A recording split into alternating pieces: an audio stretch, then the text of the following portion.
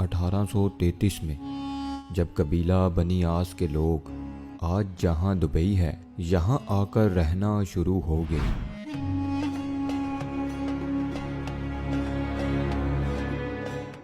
उस वक्त ये जगह मुकम्मल रेगिस्तान थी और ये अबू धाबी के कंट्रोल में था। दुबई इस वक्त मछेरों का एक गांव कहलाया जाता था।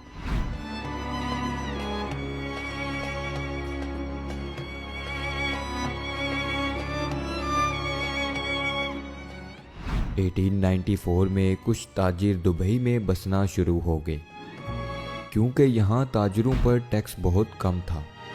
मगर दुबई में अभी भी मछलियाँ पकड़ने के अलावा कोई खास काम नहीं होता था। 1912 में दुबई की हुक्मरानी शेख बिन मखदूम के पास आ गई और उन्हीं को दुबई का फाउंडर भी समझा जाता है। उस वक्त दुबई में पर्ल इंडस्ट्री यानी मोती ढूंढने का काम अरूज पर था।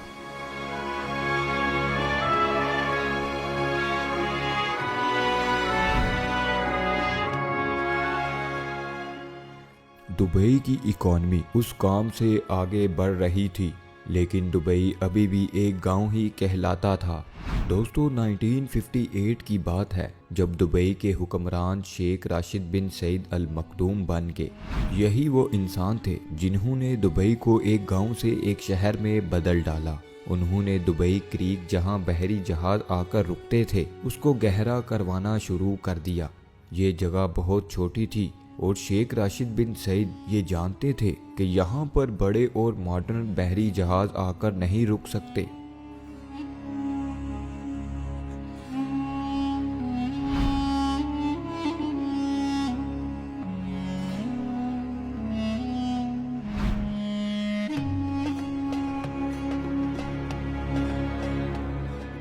उन्होंने इस प्रोजेक्ट पर बहुत ज़्यादा पैसे लगा दिए, इतने पैसे कि ये दुबई की सालाना आमदनी से भी ज़्यादा पैसे थे। इसके अलावा उन्होंने कर्जा भी ले लिया। दोस्तों ये एक बहुत बड़ा रिस्क था, लेकिन शेख राशिद जानते थे कि इस प्रोजेक्ट से दुबई की इकॉनमी पर बहुत गहरा असर पड़ेगा और ये प्लान वाकई ही में कामयाब हो गया। अब दुबई में बड़े साइज के बहरी जहाज भी आकर रुकने लगे। इससे दुबई में गोल्ड मार्केट भी फैलना शुरू हो गई।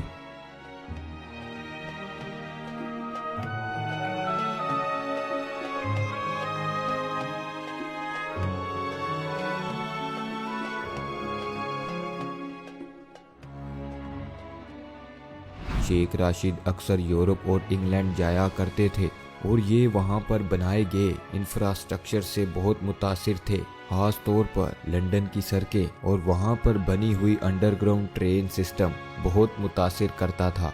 उनके दिल में भी ख्वाहिश थी कि दुबई एक दिन ऐसा ही मॉडर्न शहर बन जाए। शेख राशिद ने दुबई को एक शहर की शक्ल देना शुरू कर दी। साल 1959 में उन्होंने दुबई पर एक मॉडर्न एयरपोर्ट भी बनवाना शुरू कर दिया। वो दुबई में बिजली की लाइंस, टेलीफोन सर्विस और पोर्ट्स वगैरह बना रहे थे। लोग समझते थे कि शेख राशिद पैसे ज़ाया कर रहे हैं और दुबई कभी भी एक इंटरनेशनल शहर नहीं बन सकेगा।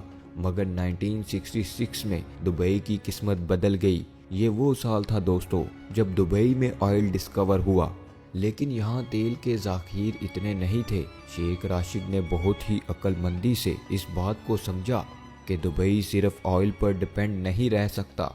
उन्होंने उस वक्त कहा था कि मेरे पास एक अच्छी खबर है और एक बुरी खबर। अच्छी खबर तो ये है कि दुबई में ऑयल डिस्कवर हो गया है और बुरी खबर ये है कि ये तेल बहुत थोड़ा है। इसीलिए उन्होंने तेल का इस्तेमाल करके दुबई में दूसरे प्रोजेक्ट बनाना शुरू कर दिए और उन्हें दुनिया भर से बड़े बड़े इंजीनियर को बुलवाकर दुबई को मजीद तामीर करवाना शुरू कर दिया। 1979 में दुबई में एक ऊंची बिल्डिंग बनाई गई। ऐसे कई प्रोजेक्ट दुबई में शुरू हो रहे थे।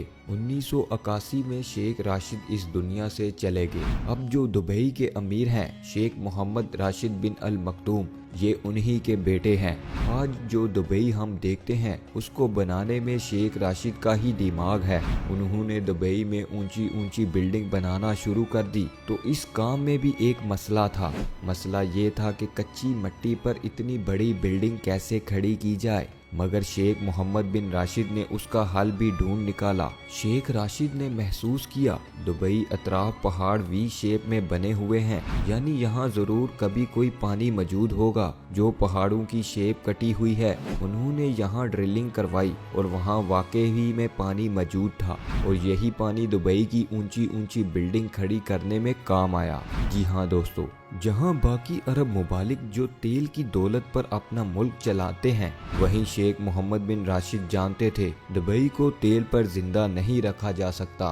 दोस्तों, आज भी ऑयल दुबई की इकॉनमी में सिर्फ 1% है, बाकी 99% पैसा दुबई कारोबारी सरगर्मियों से कमाता है। शेख मोहम्मद बिन राशिद की इंजीनियरिंग प्लानिंग और अक्लमंदी की वजह है कि दुबई आज इतना अमीर है। उन्होंने दुबई में ऐसी ऐसी चीज़ें बनाना शुरू कर दी जिनकी वजह से पूरी दुनिया का ध्यान दुबई की तरफ होने लगा, जैसा कि दुनिया की सबसे ऊंची इमारत बुर्ज खलीफा, दुनिया के बड़े बड़े मॉल्स में से एक दुबई मॉल्स, आलीशान होटल्स और आर्टिफिशियल आइलैंड। दुबई की एयरलाइन एमिरेट्स एयरलाइन ये दुनिया की बेहतरीन एयरलाइन में से एक है।